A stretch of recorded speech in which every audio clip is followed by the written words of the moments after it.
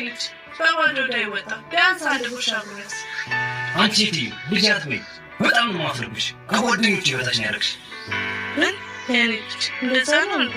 እሺ ከፍ ከፍ አሸማቀቅኩ አይደል? የራስሽ ጉዳይ እባክሽ። አስመሰል ምን አድርጌ በፈጣሪ ለአንድ ልጄ እንኳን መሆን ያልቻልኩ።